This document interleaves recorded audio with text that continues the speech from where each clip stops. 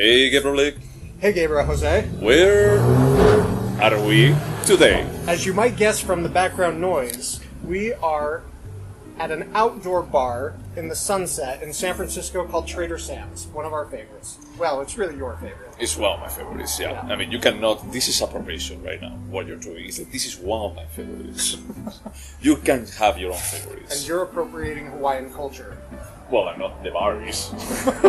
But as we know from the owner of the bar, she's partially from Spain, as she likes to say. I mean, not really, because her parents were from Mexico, but... But, yeah, she likes to just like most of Central and South America, they feel part of Europe. But in any case, like just leaving on the side the racial insensitivities, what did we watch today? Today we watched the 2011 critically acclaimed film by Steve McQueen called Shame, starring Michael Fassbender and Carey Mulligan. Yep, and this was actually my pick. And the reason why I wanted to pick it is because, well, there were two reasons. The first one is I had like good memories of this movie. This was like, probably one of the first movies that you told me you have to watch this. I'll run like it. You actually just lent me the DVDs, and I watched it in a trip to Spain, like 6 years ago, probably. I don't remember this at all, but I'm pleased. Yeah, you know, it was like a bottling, and I remember like discussing bottling with you, and I think that it was like the seed towards starting like just giving us the homework of watching cinema. Wow, so this is the impetus for Gaybros Go to Dive Bars to talk about cinema. Yep. Yeah, the funny was like Gaybros go to Spain and watch cinema along the way. And the other reason is because we watched the last time Naked. And there is a bit of not really criticizing. I think that sex is not a critical component, but it made me think about this movie. It made me think about like terrible human beings. It's true that Johnny in Naked, he just feels more complete when he's hurting other people. I don't think that is the case for Brandon. Yep. Yeah, for Brandon in this case. But I feel like that both of them, they're trying to present broken people, you know, that they try to connect in a non-healthy way with other people. So I was wondering about like, how does this compare to Naked? So I think, besides Lars von Trier and Michael Haneke, I honestly think that Steve McQueen is one of the directors we bring up most often. And You think?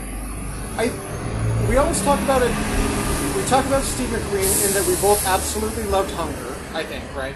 I like Hunger, but it's like one of the conversations that we had initially when you lent me these two movies is that I think that Hunger is better than Shame, but I like Shame a bit better. But this is the conversation that we have, is that like we've seen Steve McQueen evolve, and then when he got to 12 Years a Slave, everyone was like, he's a genius, but you and I found him way more interesting with imperfect films. I prefer Hunger, you prefer Shame. Yeah, and I think that Widows is interesting at the same time, you know, and there, like in all of his movies, there is like some signs of his directing that he hasn't lost. You know, it's like he was a bit more like in Hunger. I don't know if it's his first movie, but it's like, I love like just putting a character against each other and just make them talk for a very, very long time. This kind of tense dialogue, you know. And I do think that was his first full-length film. Besides, even the documentaries were shorts. That was his first film. Shame was his second, and then 12 Years a Slave after that. And then Widows? And then several shorts. He did a Kanye video, and then Widows, and that's it. He did anything else. I'm surprised. There's like Hunger is from what, 2008, 9? Yep. Yeah. So he only directed like 4 movies in 13 years at this point. And he doesn't have anything like plan or anything production. Yeah, nothing pre-production. Yeah, I mean, he's a director that I would like to see more of him, but I already watched everything that is like a full feature movie, and I had the feeling that it will be curious to see what he does next, what direction he does. Agreed. I think, while I wasn't the biggest fan of Widows and 12 Years a Slave, I think they're good films. Yep.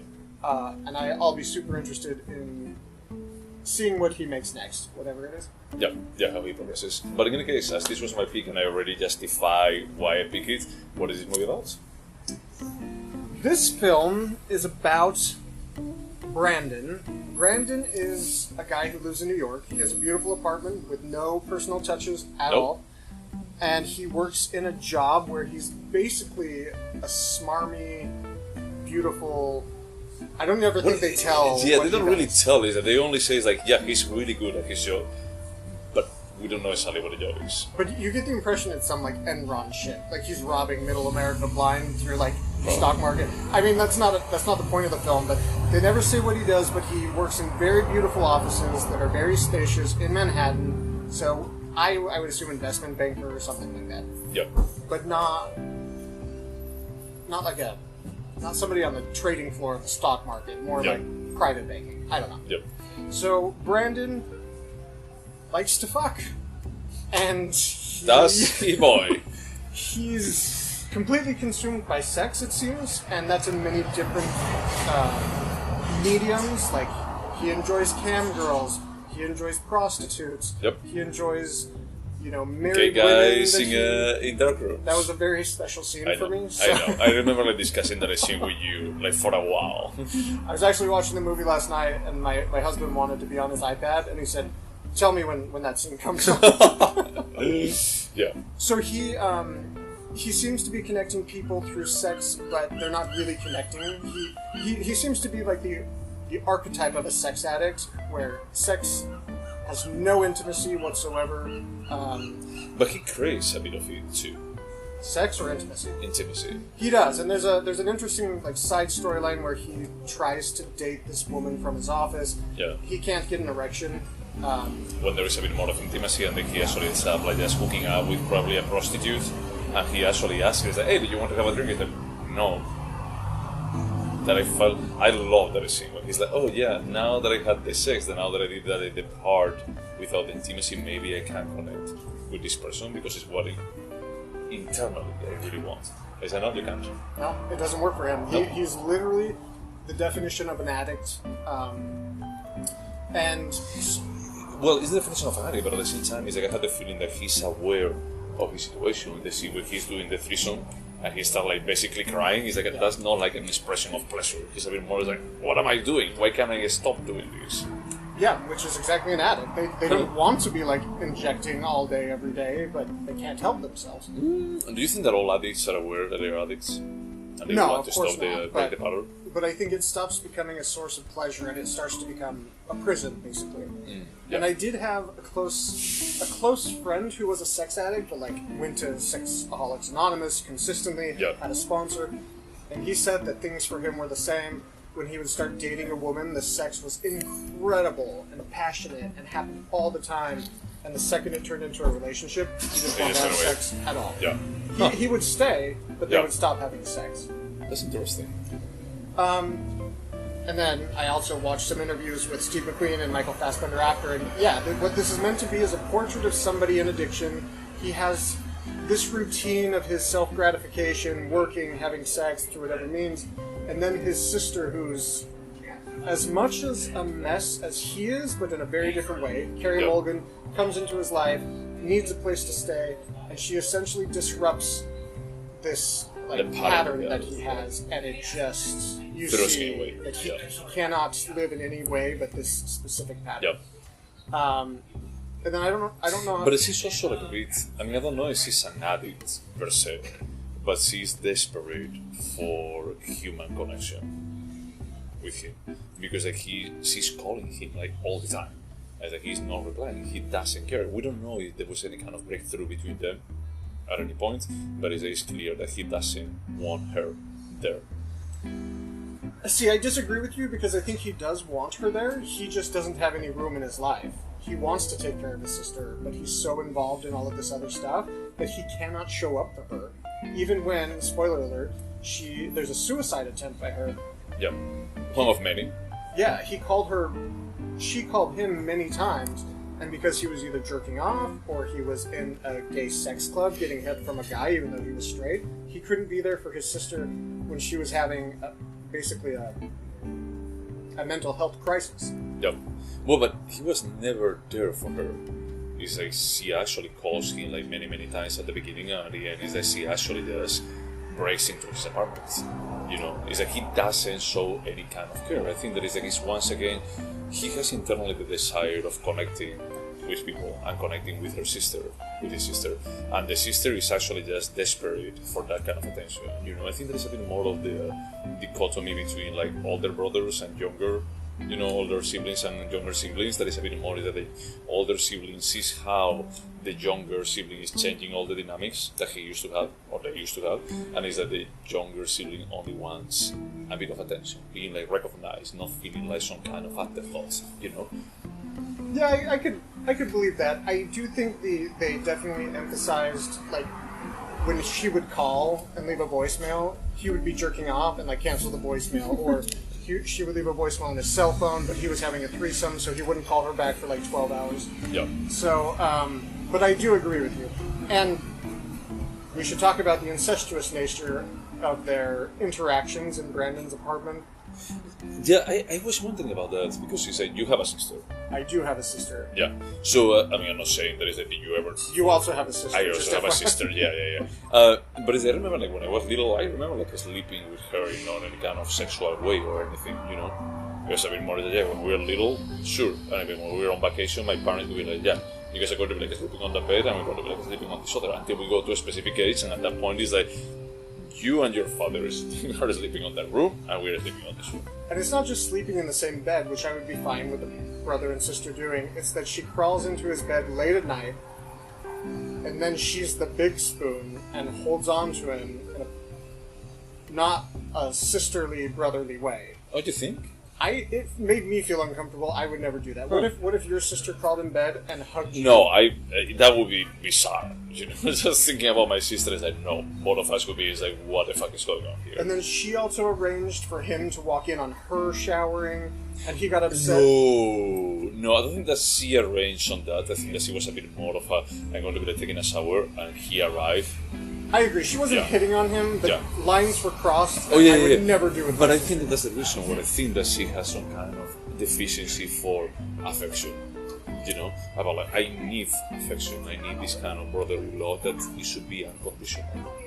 You know? And she was also, in what we were able to see of her in the film, she was, I don't know if she was a sex addict, but she also craved for intimacy that she couldn't find a way to achieve. Yeah. Like they had the same problem, very different symptoms, but the exact same problem. Yeah, and I think that for her, I was going to say, like, it's not that destructive, you know, but then now she actually tried to commit suicide many times. So it's just, probably it's even more destructive than for him. But it's interesting because you can actually, there is this conversation between them about like how fucked up all of them are, and he's saying that I'm not as bad as you because I have my own apartment, I have a good job. And he's like, well, if you think that that's the only thing that defines how well or bad you are, you're fucking wrong. It's like, I know that I'm bad, but it's like I'm bad in a different kind of way. It's like he's attached to this sexual dependency, you know? And it's interesting because I happen to know several addicts.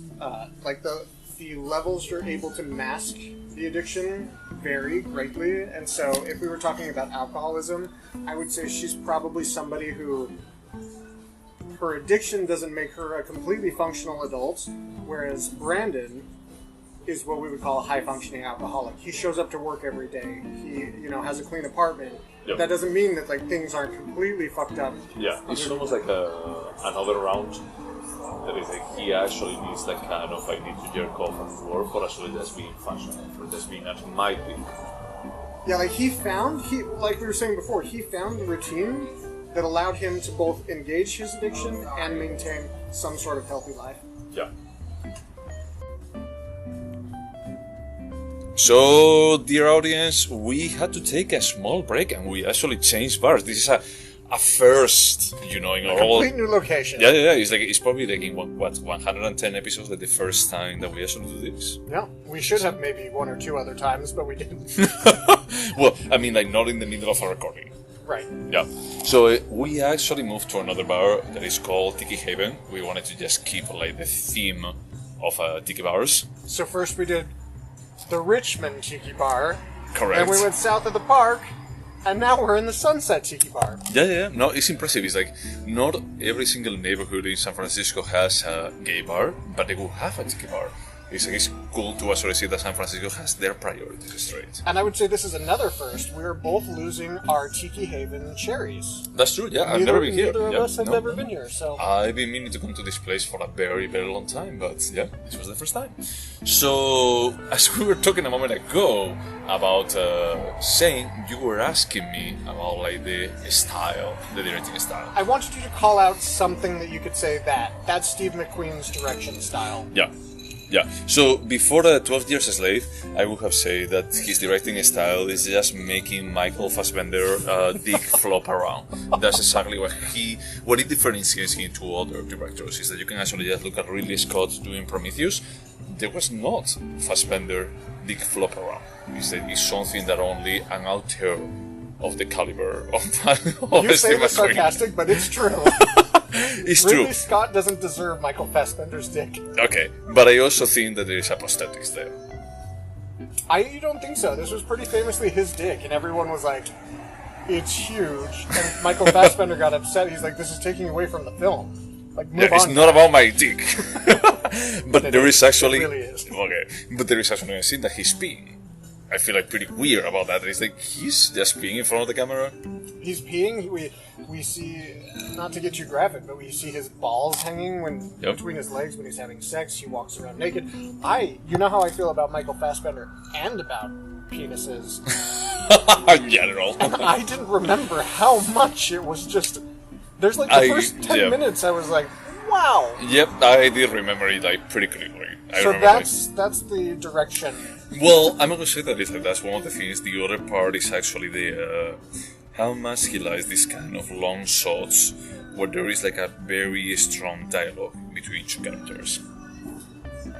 And I know that it may be like a bit of a gimmick thing, but it's like hunger is defined by that scene, between the priest and the IRA terrorist. Yeah, he clearly meant for that to be the centerpiece. Yep. I hear there are a couple of scenes between the brothers when they're like sitting in the... I think that's probably the longest scene, when they're like sitting in the couch and they're like looking at each other, looking at the TV, that they're like playing all the school cartoons, and they're like just, like exchanging about like how broken we are. And I love that Carey Mulligan says, it's like, we are broken, but that doesn't mean that we are bad people. Yeah. I think that sentence defines this movie. Like, you can be broken, but that doesn't mean that you're a bad person. I think the quote is, we're not bad people, we just come from a bad place. But we never know exactly what was like the bad place per se. We don't, but there's a reason people end up that way, and it's called childhood. So something... True. Something and they never talk about the parents or anything. Parents. Yep, probably there is something there. But, and we never know, is that because Carey Mulligan says that they grew up in Jersey, but actually Fassbender says that it's like, I was born in Ireland, and I actually moved here like pretty young. So we don't know if maybe he was born in Ireland, Carey Mulligan was born here in Jersey. We don't know anything. We don't know anything about like to just give us like a full picture. It's a bit more of a snapshot about like the trauma. They don't spend like too much time about building up like a full picture. It's a bit more about like how they are suffering right now, and can they actually get to a better place? And the answer is no. The answer is maybe. Maybe, but in the future. Look, it's almost like that stupid last scene in Inception, when you see like the top, like just spinning, and it's like, is it going to fall? Is it going to? It's like he's actually just looking at this woman in the metro, in the subway, making a decision. Yeah, it's like he's just making a decision like, should I still like embrace after I actually had like my sister in the ER after trying to commit suicide, and I realized about like how wrong everything is, and I need to take a step forward for just breaking this loop. But I might not. Or I may not, because this girl is hot. It's interesting what you're saying, because yes, there's absolutely no history given between these two. I don't think they reference a single memory besides we grew up here. Yeah. So you have to assume that Steve McQueen, who wrote the script, he co-wrote the script, and he co-wrote the script for Hunger. We have to assume that he wants us to focus in the present moment, and what he showed us in the present moment, and I think we mostly agree, is an addict who's had his life disrupted. Then we meet another character. She's also handicapped. And I think that's the entire point of the film, was to make us watch that beautiful. Yep. No, I agree. I don't think that it's about like trying to. So the reason why I actually wanted to see this is because I feel like in Naked, the characters are a bit more like archetypes. You know, they try to be a bit more. It's like Johnny doesn't have to be like a real human being. Yeah. But it's like in this movie, it feels like Brandon and what is the name of the sister? Sissy. They are. I hate that name. It's so fucking weird. They try to be like real human beings, you know. But at the same time, it doesn't give us enough information for just turning into real human beings. It just gives us like a okay, yeah, there is some. I agree with you in that. Yeah, everything that you're saying, and I would also say that the scenes are also not like fully fleshed out in a conscious, purposeful way. But like there are several scenes with Brandon's boss, but nothing comes of it. Like no new information ever comes. No, it's just very. It's almost like vignettes kind of thing. You know, it's a bit more of a this happened, and the boss is also terrible. It's like okay, yep, everyone. I think that a part of me almost felt like. San Francisco. New York is where terrible people go to. I think it's where broken people go. Yeah. And I would argue the same about San Francisco. My mom loves to refer to San Francisco as the city of broken toys. Oh yeah. Because there's and Peter Pan's, yeah. From like Rudolph the Red-Nosed Reindeer, there's like an island they send all of the broken toys to, and I would say that's true about. I haven't lived in New York, but I think it's true in San Francisco. Yeah, and I think that it's a bit more about like how you survive there. It's like you have like so many offerings. It's like you go to a small town in the middle of the States. It's like probably there is not going to be like that kind of sexual overabundance. And it's like here, it's like he can do whatever. He can go to an arcade bar and just go into a glory hole and just getting chuck, you know. Which was very different than our experience at Sex Halls. That's true. That's true. true. They don't look like they look in Steve McQueen. No, they don't. Ours was Diver. Sad. Yeah, they was like Diver. And they were watching Trainwreck. It's a Trainwrecking itself. That was the weirdest night. Yeah. But a nice memory. No, it was an amazing, nice memory, but it was a bit more like how come a sex club is playing, you know, like an Amy Poehler. No, it's not Amy Poehler. It's God. What was the name of the movie? Trainwreck. Yeah, that's Amy Poehler. Amy Poehler is like Parks and Recreations. Sorry, Amy Schumer. Amy Schumer, yeah, sorry. Different movie. Yep. Yeah, that was pretty weird. But I also understand that in New York, if you are looking for sex, there is like infinite options. And you also see that there is when he's looking at the building that has like these very like, large windows, and it's like he sees like someone just having sex with a woman against the window. That's him. No, that was before he did it. Exactly the same way. Oh, I see.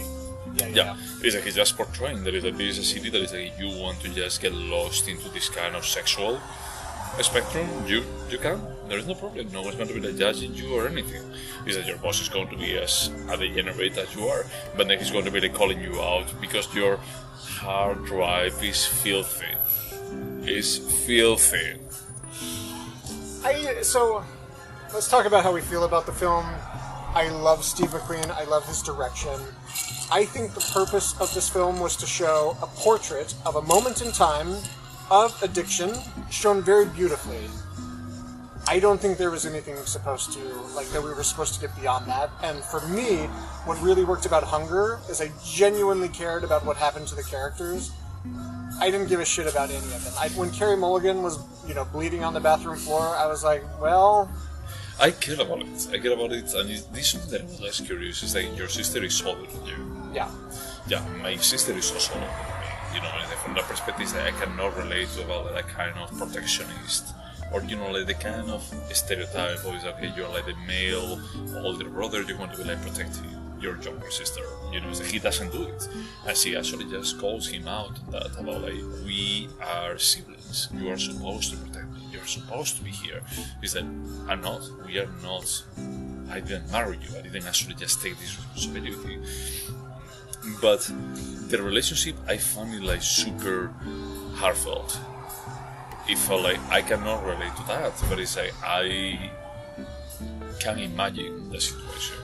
I will say that what Steve McQueen did with the script and the direction in making these two, who didn't get along, but I mean just as characters, not in real life, but these actors were able to show the intimacy that exists between a brother and sister without any of the context, without saying, we grew up together, and blah, blah, blah. And we used to do this, And they fought all the time, but I felt like they were siblings, which was incredible.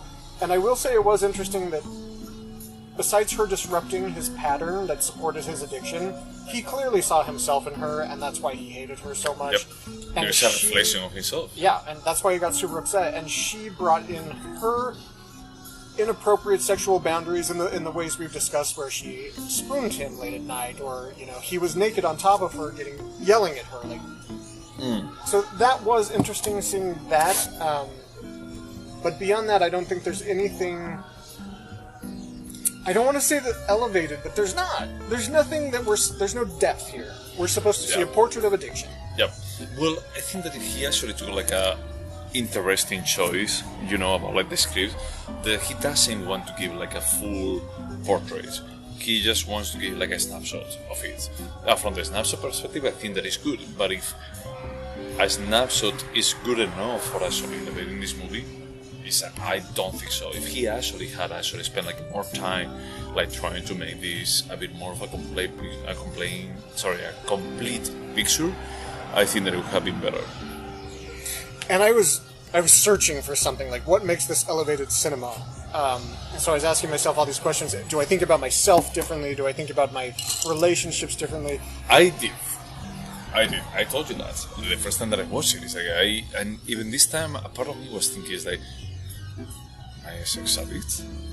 Am I like him? I'm not jerking off in the middle of the day, I'm not just thinking about sex all the day, or just checking porn all day. But it's true that as a society we are consuming sex more and more, and we are just incorporating it into our life in different ways.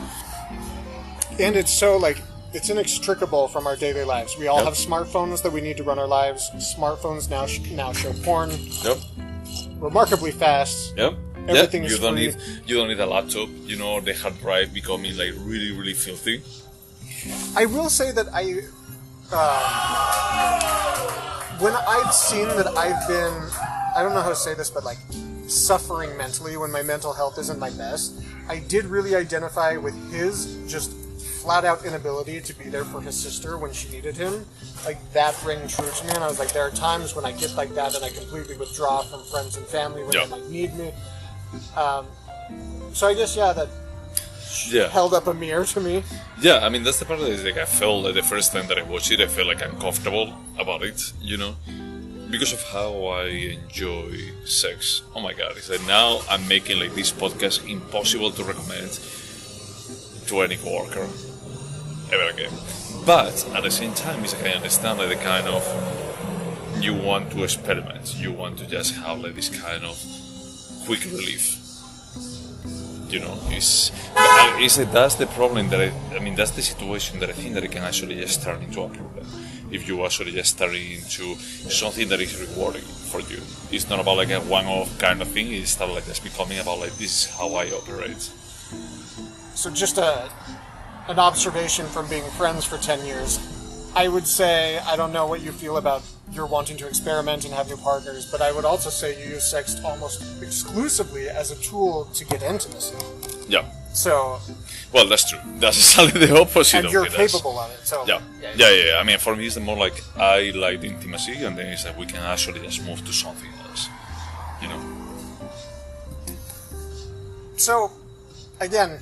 It's a beautiful film. It's brilliantly acted. Carey Mulligan's accent as an American is freakishly good. She has all of these affectations that you don't get unless you grew up here. I still think Steve McQueen is a genius. Shane left me feeling a little bit cold in terms of emotional engagement. But I will say that I liked it more this time than I remember liking it the first time. Wow, okay. Is this the second time that you watched it? It's probably the fourth, fifth. Okay. Okay, that's interesting. Back in my Hunger days, I rewatched a lot of I loved it the first time. This time, I like it. It was a bit more the first time. It was wow, okay, this talking about me. And now this time it's no, it's not. No, it's not. It's not talking about me. It's like, I'm not that sick, It's like, it's fine, Compared to Brandon, I'm doing okay. Exactly, I'm fine. I don't stare at people in New York subway. It's true that actually the last time that I was in a New York subway, there was a guy that started just hitting on me in a very awkward way, and I had to actually just almost like physically push away.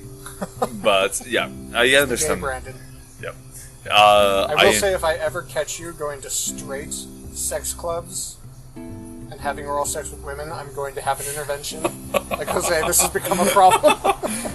This is where we draw the line. Okay. Should we go over the questions? Let's do it. So I have them pulled up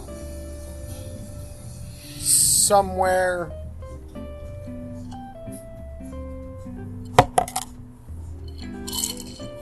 I have to ask you something before you actually ask me the first question. Do you think that this is stronger? 1 million times stronger. Oh I watched her. She made this like a Long Island iced tea. Yeah, it's so. Yeah. Sorry to the audience, I'm fucking drunk right now. And then when she was finished, there was a little bit of room in, so she just poured some whiskey. Whiskey? Or it was probably rum. Dark yeah. rum. Yeah. Oh my god. Okay, so would you watch this again, Jose? I will, Blake. I will. Yeah, for me, this film doesn't achieve its lofty ambitions, but compared to your standard cinema, this is elevated. This is like, I would be lucky to go see something like this in the theater today, even if it doesn't work for me. What do you think? We actually didn't know that it's actually Cici is a singer, and there's this scene where she actually sings this very sad and broken version of New York, New York. What do you think about that scene? I thought it was lovely. I thought it was a moment where Steve McQueen not only allowed us to feel emotions, but asked us to feel emotions, and asked us to feel the emotions that the characters were feeling. Not like sympathy, but I felt sad for Brandon and for her. What do you think that Brandon was crying? I hate it, but I think it's as simple as the fact he's a sex addict and he knows it and he can't help himself, and I think he feels stuck. I don't think there's anything more to this. I think that is that's completely fair, but from my perspective, I think that he really wants to feel more connected to his sister, and he can't. Agreed, but he wants intimacy with her, and he wants intimacy with anybody, and he knows that he can't get it. Yep, no, that's fair. So, would you recommend this to your parents? Usually I go with my parents. I will never recommend this movie to my parents. Never. But, in general, I will recommend this. In general. Not my parents, because there is so much sex. It's like and nudity yeah. I read a review that he actually says that, look, this is probably the movie of 2000, what was it? 11. This is probably the movie in 2011 that you're going to watch that it has like this higher sexual content, and it's not sexy at all. It's like all the sexy scenes, they feel like bad, they feel out of place, they feel shameful. Yeah, there's nothing titillating about this. Like, you're not going to feel aroused, you're going to probably feel disgusted or like pity, but yeah, no, it's not sexy. And this is coming from someone who's completely attracted to Michael Fassbender. Yeah. So would you recommend this? I think I would in specific situations. This doesn't stand out to me as like a great piece of film that I need to educate people on. Yeah. But if I came across somebody who was like, oh yeah, I'm familiar with Steve McQueen, well, you should probably watch Shane. Well, I mean, the thing is that if you're familiar with Steve McQueen, is that he only has 4 feature films. But if you're familiar with him, you're most likely familiar from 12 Years a Slave and then Widows. And Widows, you were like, this is disappointing because you wanted like a Hollywood blockbuster. Sure, but from that perspective, it's like if someone knows his name, it's like, I don't think that anyone that watched 12 Years a Slave, he actually says like, I really want to watch Widows because he's from the same director. I would disagree. I think when they had the Widows trailer, they said directed by the director of 12 Years a Slave. Okay. Alright. Yeah, I mean, I would recommend Hunger before this. If someone tells you, I 100%. really love 12 Years a Slave, just watch And Hunger. then, if that person liked Hunger, I would say, okay, then you need to check out Shame. So it's not... I would recommend this film... Sometimes. But it's not like Fight Club. Like, Yeah. you need to watch Fight Club. Yeah. Will you remember it? I remember most of it. So, yeah. perfect. Yeah, I remembered the vast majority of it. Is there anything artistic about it? I think so. I think that there are like many shots that I love on this. I mean, I know that it's like pretty stupid, but I think that there are like many shots that I will actually just take like a screenshot and then just print it. That they're like, this is perfect, you know, like just how they show like New York against them. There's a scene where Michael Fassbender is just jogging in real time for several New York blocks, and the choice of music is so perfect. Yeah. So about like just so out of place with the kind of internal brokenness that he has. Yeah. So I think the music choice is artistic. I genuinely think the way Steve McQueen is able to direct his actors is incredible. The performances he gets are insane. The fact that he came up with the script, there's a lot artistic about it. I'll stop. Yeah. No, but I agree with you. I think that the acting is significantly better than he deserves. Than Steve McQueen deserves? Well, I mean, I think that it's like, if you would actually have cast like other people, is like, I don't think that you have gotten this. But now, it's like, we actually go back to a hangar, it's like, we know that Steve McQueen fucking moved into into Michael Fassbender apartment. To practice the 17 or the 14 yep, minutes. the 40 minutes. And it's like, he actually knows how to actually get like the best from their acting cast, you know. It was interesting listening to Steve McQueen talk about this film because of Hunger, Michael Fassbender just gets a pass, and so he would send Michael Fassbender the script, and he would say yes or no. There were no tryouts, but Carey Mulligan had to convince him for hours that she could do this, and I think she is quite possibly the most perfect person for this role. It's amazing. Yeah, it's incredible. Yeah, it's like the acting, you know, in that club where she's singing like New York, New York, and then how she goes to the table and start like engaging with his boss is so perfect. You know, I felt like it's so uncomfortable. If I was the other guy, that is like, I don't know what to say. Yeah, I agree, and I could feel Brandon's discomfort, and I could feel her desperation, and I could feel his boss's disgusting like creepiness. Yeah. So, is this a timeless piece? I could say yes, because it actually just deals with addiction and it deals with siblings relationship. Yeah, it's not firmly rooted in any sort of time period, any sort of technology. In fact, there's very little technology besides a laptop where he watches porn, which I feel is like a permanent fixture in our society moving forward. But yeah, I feel like the themes here will be relevant in 50 and 100 years from now. Yeah. Would you turn it into a TV show? Hell no. Yes, and it's called Looking.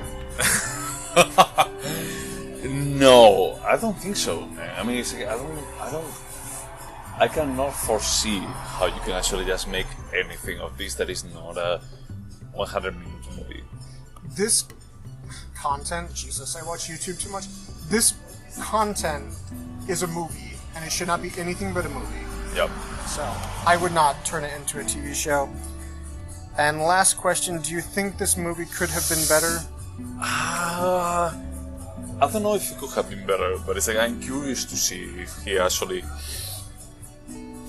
were willing to actually just drive the characters into just being full-fledged. I'll be curious to actually just see about like, okay, just tell me about like, we come from a broken place. Is that, don't tell me that bullshit. Is that, just tell me, is that, what is the broken place? Is that where you abuse? Is that only takes like 30 seconds, but you don't know what is going to be like the reaction of the audience. It's pretty easy to actually just leave it as a mystery. So that from that perspective, it's like, I'm curious about like, could you actually have drawn a bit more of a complete character and still make it engaging? And I don't know if it could. So my answer is yes, this film could have been better, just because I know that Steve McQueen can get me to be emotionally invested in his characters, and he didn't quite succeed at that. So yeah, I would want context, more fully evolved characters, but really that's a minor complaint, because I do like this film. Yeah, no, I like this one. You know, it's like a bit more like, yeah, it could be better, but it's not like, oh my god, it's so fucking terrible. It's not like Hackers. You know, like Hackers, of course, could have been better. This. Shut your goddamn mouth. That's a perfect film. Should we watch it again? So all there is left to do is to score it. And it was my pick, so it's your turn to score. So I'm gonna go with a 7.5. This is definitely better than This is a good film. It doesn't reach that elevated zone for me. Even though I love the director, I love the actors, I think the script is beautiful, but it's a 7.5 for me. Yeah, that's not my score. It's like I was like just between 7.5 and 8, and it's. I just feel like it's not anything transcendent. You know, there is nothing here that I would say, wow, I'm going to remember this for the rest of my life. You know what it reminded me a lot of? The Roman Polanski film starring Catherine Deneuve. Is it Repulsion? Oh my god, yeah, Repulsion. Just in that, like, this is good, but it's not... Yeah. It's not transcendent. Yeah. So, well, I'm really happy you picked this. I love to talk about Steve McQueen and Michael Fassbender's penis. So for our next film... I am super eager to hear what is going to be our next pick. I am going to give you the choice if I can find them. So we have been discussing possibly about going back to the theaters, watching something new, instead of something from the past. So I'm going to give you the choice between In the Earth, which is a new horror film. Those Who Wish Me Dead. I could have the title wrong. It's not about the genre, it's only because Angelina Jolie is there. I love her, and it's mildly well reviewed. Okay. See or the movie? The movie. It has like a 67%. That's good enough for me. And then lastly, Elle. Oh my fucking god. I'm going to regret this. Let's watch fucking Elle. Let's just fucking get it out of the way. It's like Are you serious? I'm serious. I'm serious. It's like because I love and I hate Elle. It's like I'm just so fucking curious to just watch it again. There's no way I thought you would pick that out of the three, because I told you before we started I'm going to give you a surprise. You told me that, but I never thought that it was going to be Elle. But it's like Elle. Oh my god. Okay, yeah. To the audience, I don't want to say anything, but it's like let's fucking watch Elle. So now, next week, Jose, Isabelle Huppert, and me will talk about rape culture. And is Paul Verhoeven? I think it is Paul Verhoeven. Oh my god, okay. Oh my god. Okay, yeah, let's go sell. And to our, I don't know, like 10 people that they actually just put up with this weird change in location, what do we have to say? Thank you for listening, and wash your hands. Alright, bye.